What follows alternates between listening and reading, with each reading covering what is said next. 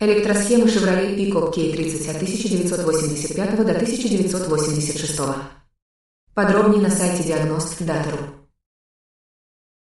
Полная база электросхем Chevrolet Pickup K30 от 1985 до 1986.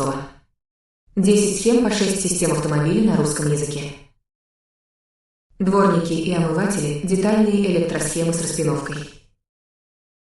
Звуковой сигнал – детальные электросхемы с распиновкой. Магнитола – детальные электросхемы с распиновкой. Стартер/генератор – детальные электросхемы с распиновкой. Центральный замок – детальные электросхемы с распиновкой. Электростеклоподъемники – детальные электросхемы с распиновкой. Ссылка под видео откроет все детальное руководство. DIAGNOSTDATA.ru – база по ремонту и электросхемам китайских автомобилей.